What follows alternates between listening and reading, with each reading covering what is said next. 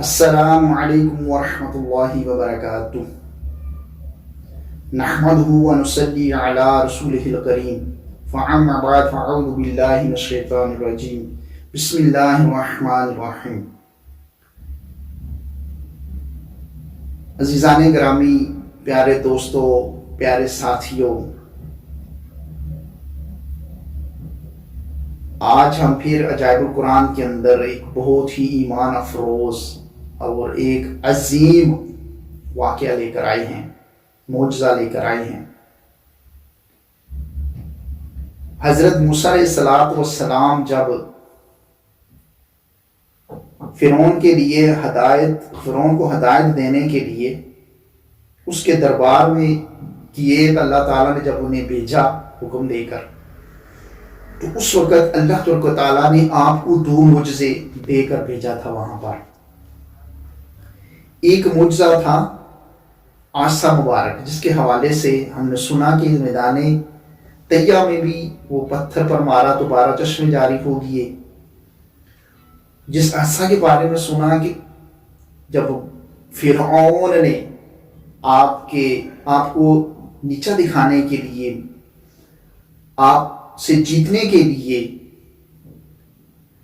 اپنے جادوگروں کو بلایا تھا، تو انہوں نے رسیاں ڈالی تو سانپ بنے، تو عصا مبارک اللہ کے حکم سے آپ نے زمین پر ڈالا تو وہ بھی ایک اژدہا بن گیا تھا، بڑا سانپ۔ اسی عصا مبارک سے کو آپ نے دریا پر مارا، جب فرعون اور اس کے فوجی فوجی جو ہیں، لشکر اور فوجی جو ہیں وہ پیچھے تھے، تو آپ نے اللہ کے حکم سے دریا میں مارا تھا عصا مبارک، تو دریا کے 12 راستے اس میں سے بنا دیے تھے۔ یہ عصا مبارک، وہ عصا مبارک دے کر بھیجا تھا۔ اور دوسرا معجزہ جو دے کر بھیجا تھا، ید بیضا کہتے ہیں اسے، یعنی روشن ہاتھ۔ تو یہ جو مبارک ہاتھ تھا نا آپ کا، تو مبارک اپنی گریبان کے اندر ڈالتے، تو جب اس سے باہر نکالتے تو یہ چمکدار روشن ہو جاتا تھا، روشنی کی طرح چمکدار ہوتا، روشنی بہت زیادہ دیتا تھا، لائٹ کا کام دیتا تھا۔ تو جب دوبارہ آپ اپنے ہاتھ کو اصلی حالت پر لانا چاہتے تو پھر اس کو اپنے گریبان شریف کے اندر ڈالتے، تو پھر جب باہر نکالتے تو وہ ہاتھ اپنی پہلی کی طرح اپنی اصلی حالت میں آ چکا تھا۔ اس معجزہ کو بھی اللہ تبارک و تعالیٰ نے قرآن پاک کے اندر مختلف صورتوں میں بار بار ارشاد فرمایا ہے، بار بار بیان فرمایا ہے۔ تو پارہ 16 سورۃ الطٰہٰ میں اللہ تعالیٰ نے اس کا ذکر فرمایا۔ اللہ تعالیٰ نے ذکر فرمایا کہ کنز ایمان شریف میں، اور اپنا ہاتھ اپنے بازو سے ملا، خوب سفیدی نکلے گا بے کسی مرض کے، ایک اور نشانی کے ہم تجھے اپنی بڑی بڑی نشانیاں دکھائیں، اپنی بڑی بڑی نشانیاں دکھائیں۔ یہ ان بڑی نشانیوں میں سے ہے کہ جو پتھر کا جیسا معجزہ بھی بڑی نشانی، اسی طرح جو دریا پھٹ گیا یہ بھی بڑی نشانی، اسی طرح پتھر سے پانی نکلے وہ بھی بڑی نشانی۔ تو اس طرح کی بڑی بڑی نشانیوں میں سے یہ نشانی اللہ تعالیٰ ارشاد فرما رہا ہے کہ بڑی بڑی نشانیاں میں سے یہ میری نشانی ہے جو میں نے دکھائیں۔ تو جتنے بھی انبیاء علیہ السلام تشریف لائے، ان کو اللہ تعالیٰ نے کوئی نہ کوئی معجزہ دیا، وہ بھی عظیم نشانی اللہ تبارک تعالیٰ کی۔ تو اس معجزے کا نام جو ہے ید بیضا، یعنی روشن ہاتھ ہے۔ یہ عجیب اور ایک عظیم معجزہ ہے۔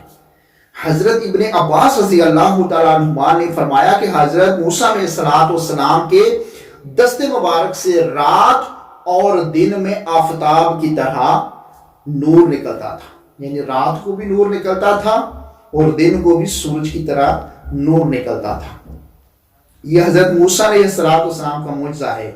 تو اسی معجزہ کو بیان کرتے ہوئے مجھے آقا کریم صلی اللہ علیہ وسلم کا وہ معجزہ یاد آ گیا جو علماء کرام سے سنا، کتابوں میں علماء کرام اس کے مطالعہ کر کے ہم جیسے گناہ گاروں کے سامنے بیان فرماتے، سنا کہ آقا کریم کی بارگاہ میں آئے صحابی رسول सहाबी आए, बारगाह में बैठे और बहुत ज़्यादा इल्म दीन हासिल करने के बाद जब रात का ज़्यादा वक्त हो गया तो घर जाने लगे। सरकार से फरमाते हैं कि घर जाना है, अंधेरा बहुत है।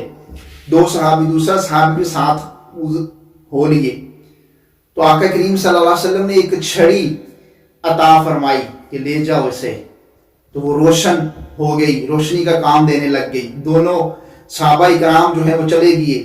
अब एक मकाम पर पहुंचे कि एक ने इस तरफ जाना है, दूसरे ने इस तरफ जाना है। अब जाहिर है वो टार्च जो छड़ी जो है वो किसी एक के पास रहनी है, या इधर जो जा रहे हैं उनके पास होगी, या इधर जो आ रहे हैं तो उनके पास होगी। तो फिर भी मसला दूसरे के लिए। तो उन्होंने क्या किया कि एक और छड़ी को लिया, तो उस छड़ी के साथ मिलाया तो वो छड़ी भी रोशन हो गई। सुभान अल्लाह। तो ये मेरे आका करीम सल्लल्लाहु अलैहि वसल्लम का मौजज़ा था, छड़ी का जो रोशन हो गई। हज़रत मूसा अलैहिस्सलाम को अल्लाह ताला ने मौजज़ा अता फरमाया हाथ का, तो सरकार को छड़ी का मौजज़ा अता फरमाया कि एक तो रोशन हुई, दूसरी भी उसके साथ लगी तो रोशन हो गई।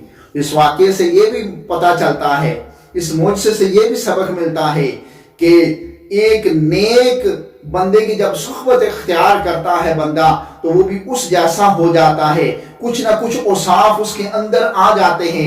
जिस तरह एक लकड़ी दूसरी लकड़ी के साथ लगी तो वो भी रोशन हो गई।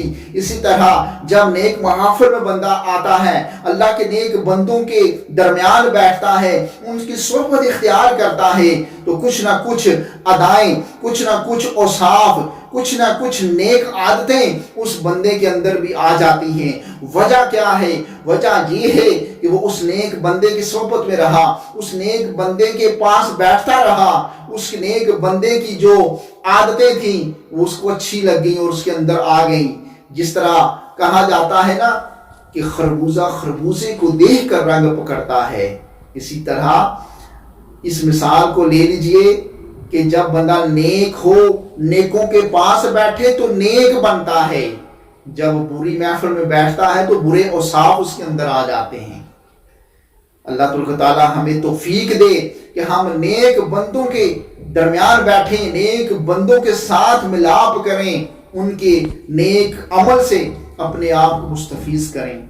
मेरे मोहतरम और प्यारे इस्लामी भाइयों, आका करीम सल्लल्लाहु अलैहि वसल्लम की सीरत का मुतालिया कीजिए, औलिया किराम की सीरत का मुतालिया कीजिए, सहाबा किराम की ज़िंदगी का मुतालिया कीजिए, तो इंशाअल्लाह अज़्ज़ व जल हमारे अंदर भी कुछ ना कुछ उनकी जो रहमत उन पर पड़ती रही, नेक काम करते रहे, तो कुछ ना कुछ छींटा रहमत का हमारे ऊपर भी पड़ जाएगा, हम भी नेकी के रास्ते पर गामज़न हो जाएंगे। अल्लाह ताला से दुआ है कि अल्लाह ताला हमें नेक बनाए, नेकों की सोहबत अता फरमाए।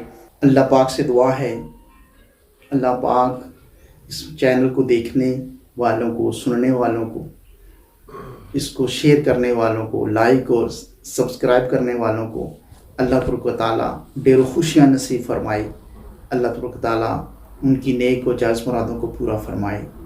मिलते हैं किसी अगले नए और प्यारे और मीठे वाक़या के साथ अजाबुल कुरान के अंदर। तब तक के लिए अपना ख्याल रखिएगा। अस्सलामु अलैकुम व रहमतुल्लाहि व बरकातुहू।